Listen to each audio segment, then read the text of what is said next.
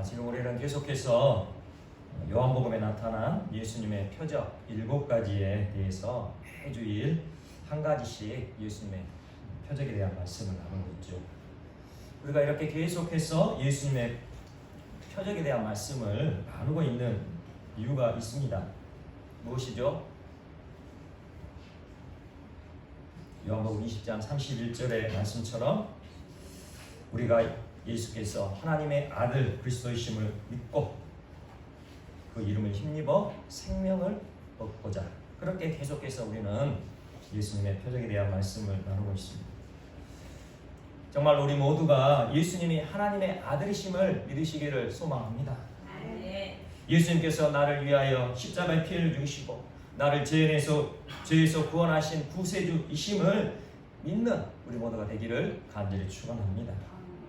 그리고 예수님을 믿음으로 날마다 생명으로 살아나는 우리 모두가 되기를 간절히 소망합니다. 그렇다면 우리가 예수님을 믿는다는 것, 예수님을 믿는다, 이것은 무엇을 의미하는 것일까요? 우리가 입술로 우리의 말로 예수님 믿습니다 이렇게 하는 것이 예수님 믿는 것일까요? 요한복음 1장 12절에 이렇게 말씀하고 있습니다. 영접하는 자 곧 그 이름을 믿는 자들에게는 하나님의 자녀가 되는 권세를 주셨다라고 말씀하고 계시죠. 영접하는 자 곧 그 이름을 믿는 자들에게는. 영접한다는 의미는 무엇입니까? 아주 귀하고 존귀한 분을 모셔드려서 환영한다는 그런 의미를 갖고 있죠. 영접한다. 그리고 그 이름, 예수님의 이름을 말씀하고 계시죠. 그러니 예수님을 믿는 것과 예수님을 영접한다는 것이 동일한 의미임을 이 말씀에서 알 수 있습니다. 영접하는 자 곧 그 이름을 믿는 자들에게는 하나님의 자녀가 되는 권세를 주셨습니다. 그러니 예수님을 이 세상에서 가장 귀하고 존귀한 분으로 내 인생을 다스리시고 통치하시는 왕으로 내 마음에 모셔드린 사람이 예수님을 믿는 사람이라는 것입니다. 지금까지는 내가 원하는 대로 살아왔어요. 하지만 예수님을 믿는 사람은 내 안에 오신 예수님, 내 안에 왕으로 오신 예수님이 원하시는 대로 살아가는 사람인 거죠. 지금까지는 나의 기쁨을 위해 살아왔어요. 하지만 예수님을 믿는 사람은 내 안에 주인으로 오신 예수님께서 기뻐하시는 일을 하는 사람인 것입니다. 지금까지는 나의 유익을 위해 살아왔어요. 하지만 예수님을 믿는 사람은 주님께서 사랑하시는 교회를 위해 살아가는 사람인 것입니다. 이렇게 예수님을 믿게 되면 우리 안에는 세상이 줄 수 없는, 세상이 알 수도 없는 평강, 기쁨, 그리고 만족함이 가득 채워지게 되는 것입니다. 이렇게 우리가 예수님을 믿으면 인생의 고비고비 그 굴곡진 그 길목길목마다 붙드시고 도와주시는 하나님의 사랑을 받고 살아가게 된다는 것이죠. 오늘 말씀에서도 인생의 절망 끝, 인생의 나락 끝에서 좌절을 겪을 수밖에 없는 한 사람을 만나게 됩니다. 날 때부터 앞을 보지 못하는 맹인이죠. 그런데 소망이 있는 것은, 그런데 희망이 있는 것은 인생의 창조주이시고 인생의 주인 되시는 예수님이 그 맹인, 날 때부터 보지 못하는 그 사람을 보셨다는 거죠. 오늘 본문 1절 말씀을 우리 함께 다시 한번 보도록 하겠습니다. 1절 말씀 우리 함께 보겠습니다. 시작. 예수께서 길을 가실 때에 날 때부터 맹인된 사람을 보신지라. 아멘. 맹인된 사람을 보신지라. 예수님께서, 하나님의 아들이신 예수님께서 그 맹인된 사람을 보셨다. 이것은 단순히 외적으로 그 맹인의 감겨진 눈을 바라보셨다는 것이 아니죠. 지금 예수님이 보고 계신 것은 눈이 감겨진 그 외모를 보시는 것뿐만 아니라 바로 그 맹인의 마음을 보고 계신 거예요. 날 때부터 보지 못함으로 인하여 겪어야 했을 그 아픔, 그 슬픔, 그 좌절과 절망을 예수님께서 보고 계신 거죠. 예수님은 그 맹인의 마음을 알았고 그 맹인의 마음을 이해하셨던 거예요. 이런 예수님의 마음도 모른 채 예수님을 따르고 있는 제자들이 이어서 하는 말을 들어보십시오. 2절에 그렇게 말씀합니다. 제자들이 물어 이르되 랍비여, 이 사람이 맹인으로 난 것이 누구의 죄로 임함이니까? 자기니까 그의 부모니까? 예수님을 따르고 있는 제자들이 예수님께 이렇게 묻고 있어요. 이 사람이 날 때부터 이렇게 맹인이 된 것이 이 사람의 죄입니까? 아니면 그 부모의 죄 때문입니까? 제자들은 지금 누구의 죄 때문에 이 사람이 맹인 된 것인가? 이것이 더 중요한 거예요. 그 당시 일반적인 사회 통념은 질병, 이 질병은 죄악에 대한 하나님의 분노와 징계의 결과라 그렇게 인식하고 있었기 때문입니다. 그러므로 이 사람은 날 때부터 맹인이 되었어요. 그러니 어머니 뱃속에 있는 태아가 죄를 저질렀다면 그 사람의 죄 때문에 맹인이 된 것이고, 그 태아에게 죄가 없다면 그 사람의 부모 때문에 이 사람이 맹인이 된 것이 아닌가, 그렇게 지금 예수님께 질문하고 있는 거예요.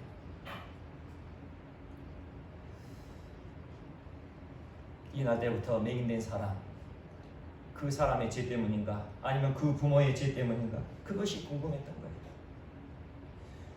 궁금한 것을 못 참는 그 마음, 예전에 그 제자들이나 우리들이나 비슷한 것 같은데요. 우리의 삶도 이런 것 같습니다. 진짜 궁금해야 할 것에는 관심이 없고, 궁금하지 않아도 될 일, 그 엉뚱한 것에 에너지를 쏟고 힘을 허비해버리는 그런 모습들 말이죠. 지금 제자들에게 필요한 것이 무엇입니까? 이 날 때부터 맹인된 사람을 보았을 때에 그 사람을 향한 긍휼의 마음, 사랑의 마음 이해가 되지 않겠습니까? 예수님이 보셨던 그 맹인의 애끓는 애절한 그 마음을 먼저 봐야 했던 것이죠. 그런데 그들은 지금 엉뚱한 것에 마음을 뺏기고 있어요. 지금 그들은 종교적 지식 탐구에 빠져 있는 거예요. 고통당하고 있는 그 한 영혼을 외면한 채 자신의 지적 만족을 추구하고 있는 거죠. 우리가 하나님의 말씀을 읽고 하나님의 말씀을 들을 때에 경계해야 할 부분이 바로 이것입니다. 우리가 하나님의 말씀을 읽고 하나님의 말씀을 들을 때에 이 말씀이 이런 뜻을 가지고 있구나 깨닫고 알게 되는 것, 너무나도 중요한 일인 것입니다. 깨달아야 우리가 하나님의 뜻을 이루어갈 수 있기 때문이죠. 그런데 이것이 단순한 지식의 축적이 되어서는 안 된다는 것이죠. 내가 하나님의 말씀을 이만큼 알고 있어. 이 말씀은 이런 뜻을 갖고 있는 거야. 너는 몰랐지.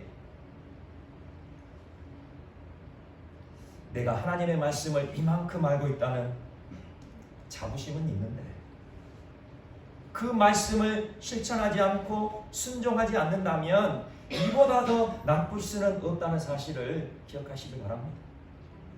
왜냐하면 이만큼 알고 있다는 그 자부심이 영혼을 점점 갉아먹고 어느덧 그 영혼은 파리하게 시들어 죽어갈 테니까요.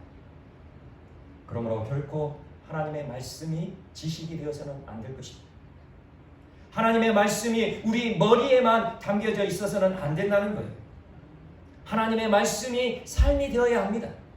하나님의 말씀은 우리가 삶으로 살아낼 때 능력이 되고 권세가 되는 말씀인 거죠. 다시 본문 말씀으로 돌아와서 이 제자들의 엉뚱한 궁금증, 엉뚱한 질문에도 예수님께서는 우문 현답을 하시죠. 3절 말씀 우리 함께 또 보도록 하겠습니다. 3절 말씀입니다. 시작. 예수께서 대답하시되 이 사람이나 그 부모의 죄로 인한 것이 아니라 그에게서 하나님이 하시는 일을 나타내고자 하심이라. 아멘. 예수님의 대답이 무엇입니까?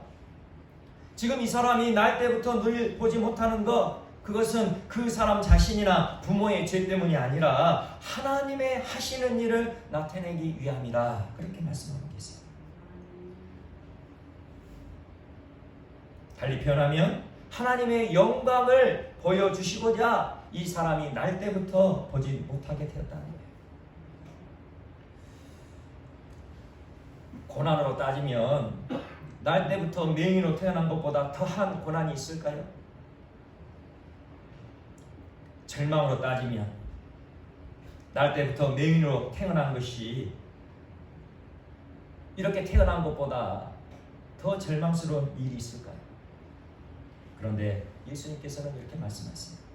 이 엄청난 고난, 이 절망스러운 환경이 하나님의 영광을 드러내는 일이라 그렇게 말씀하고 계신다는 거죠. 물론 고난과 시련이 죄악으로 인한 징계와 채찍으로 주어지는 경우가 있죠. 우리가 이전에 보았던 베데스다 연못가에서 예수님을 만남으로 38년 동안 누워 있어야만 했던 그 불치병을 고침받았던 그 환자, 아마 생각나실 것입니다. 예수님께서 38년 동안이나 된 그 불치병자를 고치신 후에 그 병자를 성전에서 다시 만나셨어요. 그때 이렇게 말씀하셨죠. 보라, 내가 나았으니 더 심한 것이 생기지 않게 다시는 죄를 범하지 말라. 이렇게 죄 때문에 고난이 발생할 수도 있다는 거예요. 이렇게 죄 때문에 질병이 올 수도 있다는 거죠. 그렇지만 하나님의 영광을 위하여 닥쳐오는 고난이 있고 질병이 있다는 사실도 우리는 알아야 된다는 것이죠. 내가 지금 겪고 있는 이 고난, 내가 지금 겪고 있는 이 역경으로 인하여 하나님의 살아계심이 증거되어지고 하나님의 역사하심이 드러나게 될 때 그것이 하나님의 영광으로 나타나게 된다는 것입니다. 이제 예수님은 나 때부터 맹인된 사람에게 실로암 못에 가서 씻으라 그렇게 명령하시는데, 이렇게 말씀하시기 전에 예수님께서 이 맹인된 사람에게 하신 일이 있죠. 어떤 일을 하셨냐면 6절에서 이렇게 말씀합니다. 땅에 침을 뱉어서 진흙을 이겨 그의 눈에 바르셨다라고 말씀하죠. 예수님께서는 그 맹인된 사람에게 진흙을 이겨서 그의 양 눈에 발라주셨다는 거죠.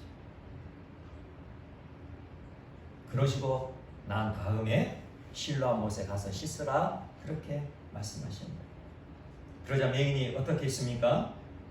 7절 말씀 우리 함께 읽어보겠습니다. 7절 시작. 이르시되 실로암 못에 가서 씻으라 하시니, 실로암은 번역하면 보냄을 받았다는 뜻이라. 이에 가서 씻고 밝은 눈으로 왔더라. 아멘. 이에 가서 씻고 밝은 눈으로 왔더라. 할렐루야. 아멘. 지금 이 말씀을 보면 이 맹인에 대한 믿음은 언급하고 있지 않음을 알게 됩니다.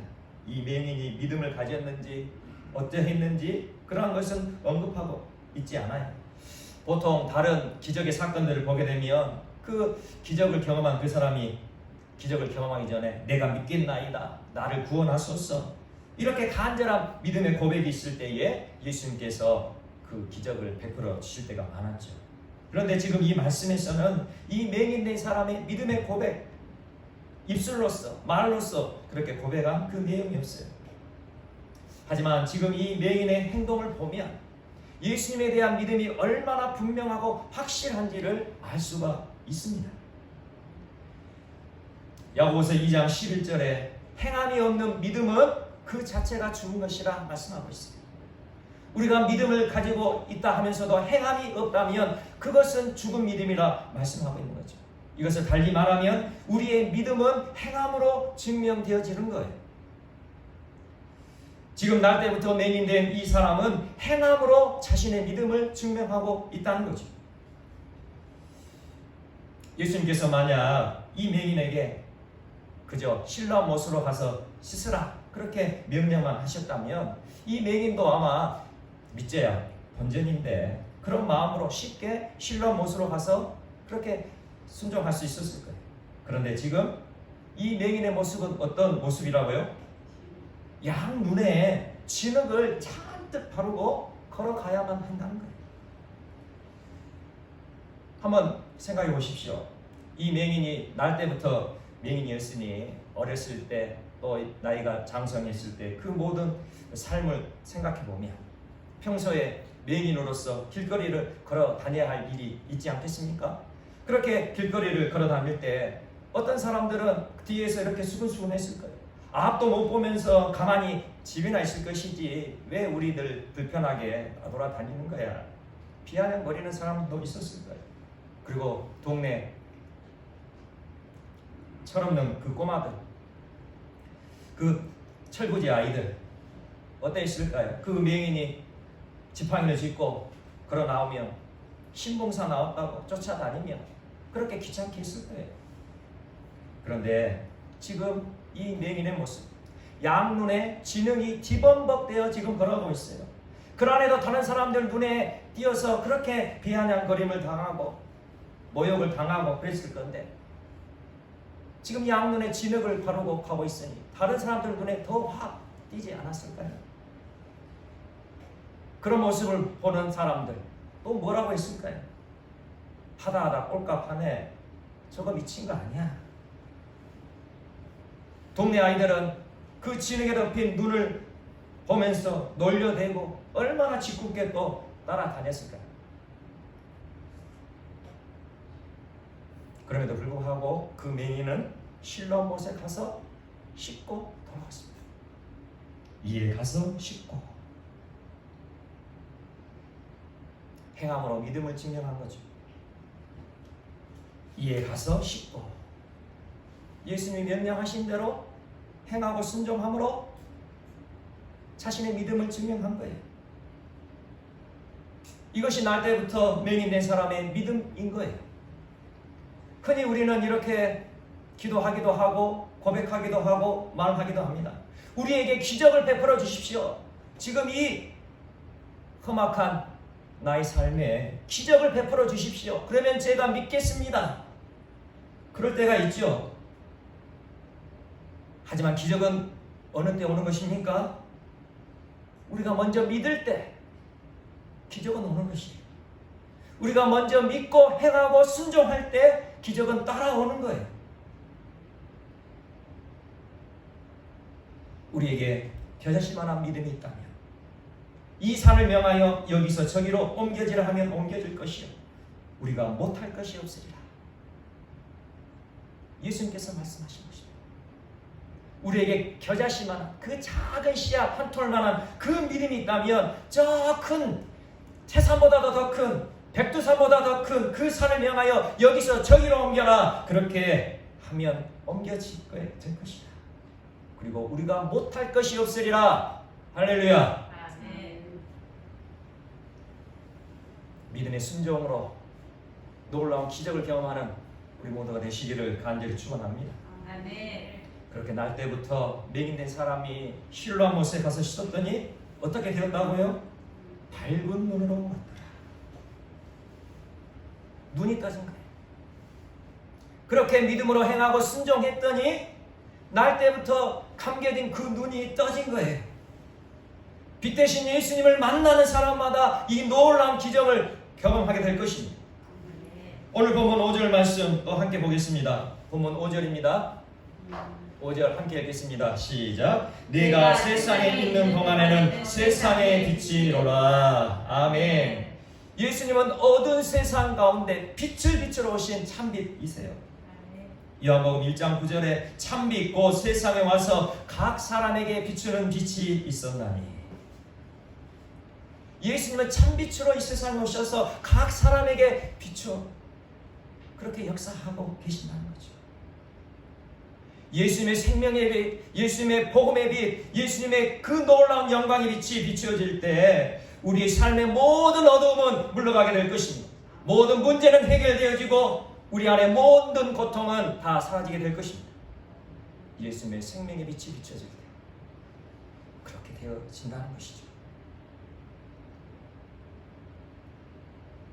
날 때부터 맹인된 이 사람, 캄캄한 어둠 속에 잠겨있던 그 눈이 예수님의 빛으로 밝아지고 그렇게 밝은 눈으로 돌아왔어요.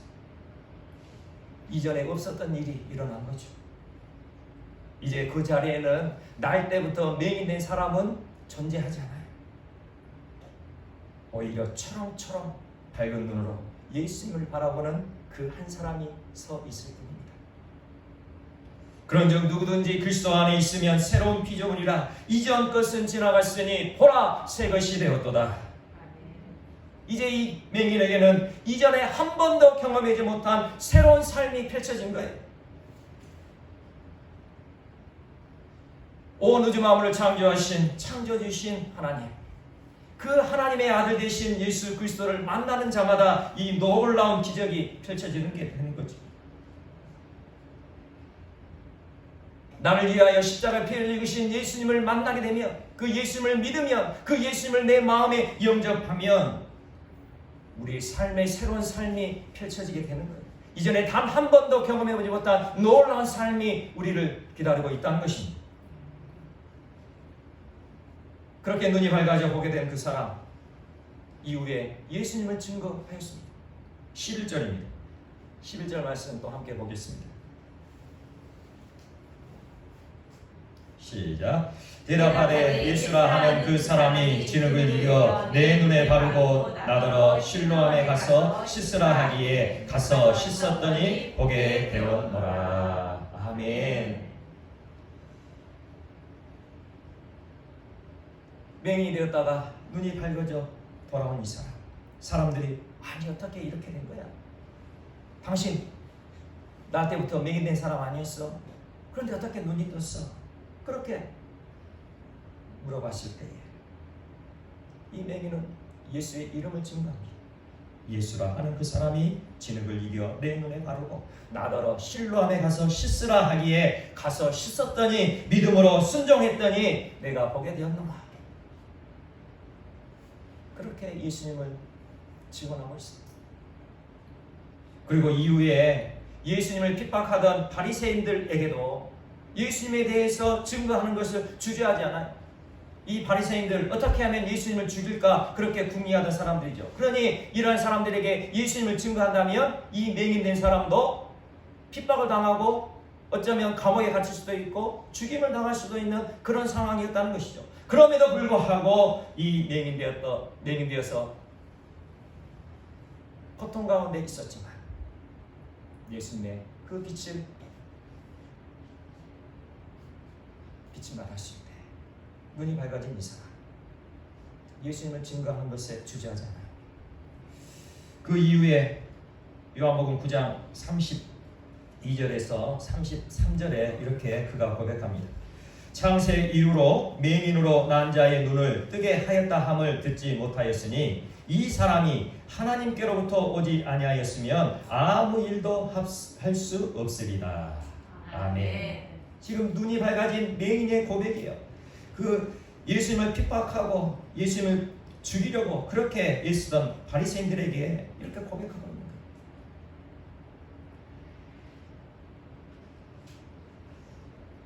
날 때부터 맹인된 사람이 눈을 뜨게 된 이 기적, 정말 기적 중에 기적이죠. 날 때부터 맹인된 사람의 고백처럼 창세 이후로 온 세상 만물이 창조된 이후로 맹인으로 난 자의 눈이 뜨게 한 일이 없었어요.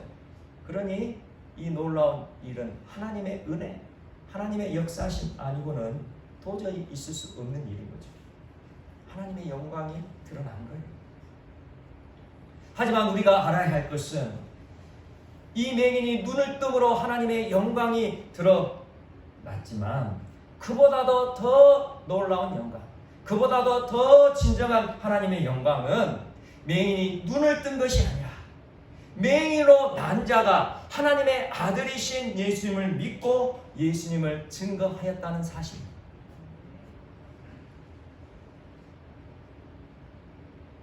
진정한 하나님의 영광은 그 고난과 역경 속에서도 예수 그리스도께서 하나님의 아들이심을 믿고 그 예수 그리스도를 따라가며 그 예수 그리스도 안에서 복된 삶이 있음을, 영생의 그 소망된 삶이 있음을 그렇게 증언하는 삶, 그것이 진정한 하나님의 영광을 드러내는 삶이라는 것이죠.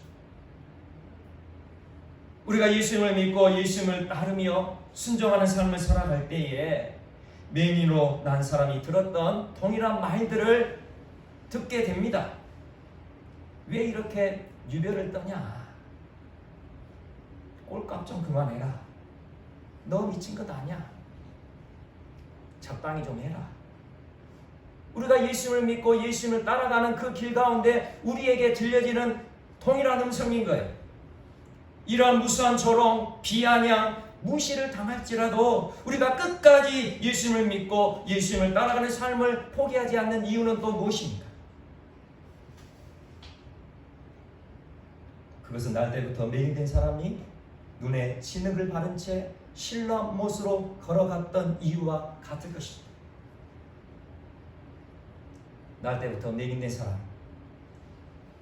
눈만 뜰 수 있다면, 눈만 볼 수 있다면 아마 지금까지 자신이 겪었던 그 수모보다도 더 큰 수모, 더 큰 모욕이 그에게 다가올지라도 얼마든지 그것을 감당하면서 신라한 못으로 걸어갈 수 있었을 거예요.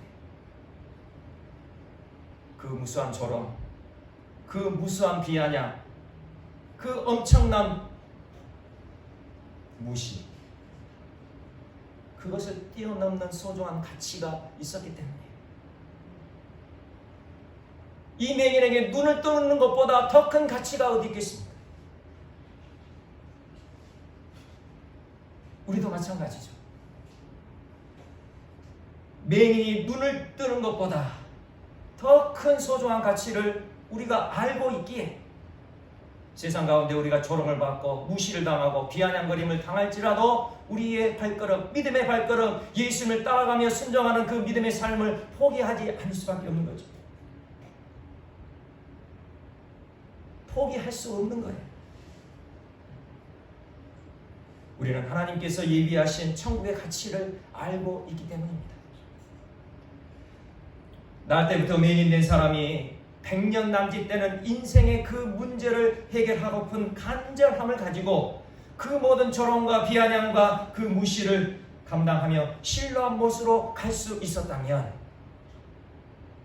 영원한 생명을 얻고 영원한 행복을 소유할 수 있는 천국으로 걸어갈 수 있는 그 유일한 길, 예수 그리스도를 믿고 예수 그리스도를 따라가며 예수님을 순종하는 그 길을 가로막을 장애물은 아무것도 없는 거죠. 어떠한 장애물이 우리 안에 가로막힐지라도, 어떠한 수모와 어떠한 비아냥과 어떠한 핍박과 어떠한 무시와 어떠한 유혹을 당할지라도 우리가 걸어가는 천국 행 발걸음, 믿음의 발걸음을 막을 장애물은 없는 거예요. 만약 누군가 10만원짜리 수표를 가져오면 10억짜리 어음으로 바꿔주겠다라고 말한다면 어떻게 하실 겁니까? 10만원짜리 수표 가져오면 10억짜리 어음을 주겠다. 그리고 이 10억짜리 어음은 보증보험에서 보증을 마친 그 증명서까지 같이 주겠다. 공증해 주겠다. 그렇게 한다면 어떻게 하시겠습니까? 당연히 10만원짜리 수표 내고 10억짜리 어음 받아야 지혜로운 사람 아닐까요? 우리가 천국으로 걸어가는 것이 이와 같은 거예요. 100년이라는 짧은 삶을 예수님께 맡기고 영원한 천국에서의 삶으로 나아가는 것, 이것이 우리가 가진 믿음인 거죠. 그렇게 우리가 천국을 향해 걸어가면 하나님의 영광을 나타내고 있는 삶이 되어지는 거예요. 우리가 예수님을 믿고 예수님을 따라가지만 순간순간 우리의 삶에 고난과 역경이 다가올 수 있어요. 하나님의 영광을 나타내 보이시고자 하는 하나님의 뜻이 있고 우리의 믿음을 무너뜨리려는 악한 원수의 시험이 다가올 수도 있죠. 그러나 그런 고난, 그런 역경 가운데 믿음으로 끝까지 걸어가면 우리의 삶 가운데 하나님의 영광이 드러나게 된다는 것이죠.